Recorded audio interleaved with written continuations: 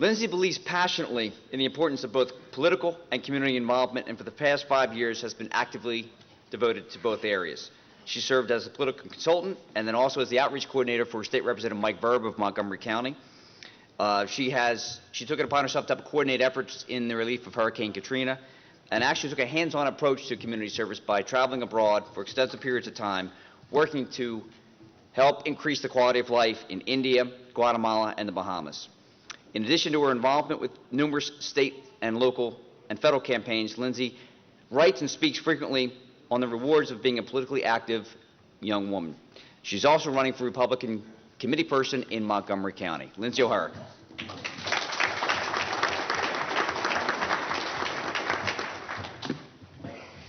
Thank you, Chris. In Philadelphia, on September 3rd, 2008, a man viciously attacked a dozing subway passenger with a hammer, while all of the other passengers stood on and watched. Not one lifted a finger to stop the assault. Outraged at the lack of help, the city's police commissioner, Chief Charles Ramsey, stated, "They better pray they're never a victim, because if someone was attacking them in that way, they would certainly hope that someone else would step forward and help. And it starts with stepping forward and doing something yourself."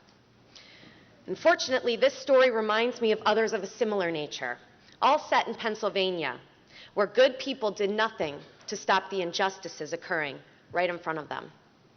We heard about the Cash for Kids scandal involving the judges in Luzerne County, the bonus gate scandal of elected officials using our taxpayer dollars to pay for their campaigns, and the widespread corruption of Vince Fumo.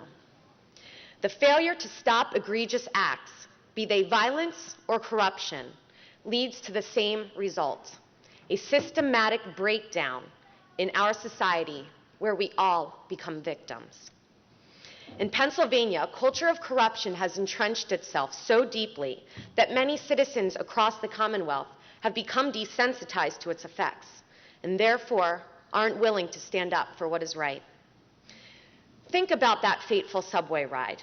We would and should have expected at least one passenger to step up, but they didn't. You may even find yourself thinking, well, I would have stepped up in that situation because I would have seen that and known that it was wrong. But let's face it, it takes a lot of courage to step up in a situation like that, especially when you are placing yourself at the risk of physical harm. It's no different in opposing corruption. Yes, it's tough, but when we don't oppose corruption, the consequences are severe. Think what happens when you place yourself at risk of professional harm, political harm, and social harm. Who wants to stand up to someone like Vince Fumo, an intimidating, well-connected political insider with deep-rooted power? Who wants to point the finger at the so-called honorable judges that represent our state's justice system? What staffer wants to blow the whistler on the legislator they work so closely with on a daily basis, even though that representative breaks the law by compensating them with taxpayer dollars to work on their campaigns? Unfortunately, the list of such brave people is too short, but thankfully we do have some leaders who have taken the tough stands and challenged the powerful special interests. Those up here with me today have given the people of Pennsylvania hope again, that truth and justice shall prevail. Representative Reichley has been an immensely strong proponent of reforming secretive, no-bid contracts being doled out so cavalierly to friends and big donors. Representative Schroeder has taken on extremely well-funded entities in the gaming industry to ensure the corruption is weeded out of the casinos. Representative Mike Verb has called for major reforms of the Pennsylvania Turnpike Commission, one of the largest vestiges of patronage and corruption in this state. And Attorney General Tom Corbett has aggressively prosecuted those in the bonus gate scandal, winning numerous convictions over a number of very powerful elected officials. But we need more leaders, and we desperately need more citizen involvement. As of now, we simply do not have the numbers to effectively stand up and fight against a bloated state government that is thoroughly entrenched in corruption and waste. And make no mistake, corruption is not limited to just breaking the law. It is also the conscious act of maintaining the status quo at the expense of future generations. Corruption impedes growth and innovation and absolutely stifles creativity, which is bad all the way around, but particularly devastating to the younger generation in our state.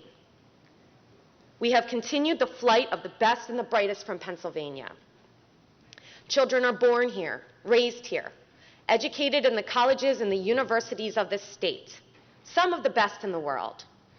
But when searching for a quality job, they find an ever-diminishing number of opportunities. Potential employers are driven away due to our hostile legal climate, high corporate taxes, among the highest in the nation, and a well-deserved reputation for corruption. This trifecta has created a mammoth brain drain, where we now have a rapidly aging population and a rapidly disappearing young workforce. We are the 5th largest state in the nation and have the 2nd oldest population. We are losing our future generations to more palatable states. That formula is the recipe for disaster. There must be a reevaluation and a substantial reform of our tax structure. We must improve education in a meaningful way and responsibly embrace Pennsylvania's natural resources, the bones that can create hundreds of thousands of long-term sustainable jobs. It is indisputable that we are falling down a very slippery slope. If we go too far, we will be unable to reverse the damage that has been done and be forced to watch as a prosperous future leaves us behind.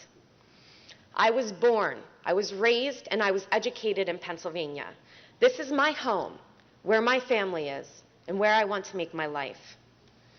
Even though this desire is shared by many of my friends, they are forced to leave due to the lack of employment prospects.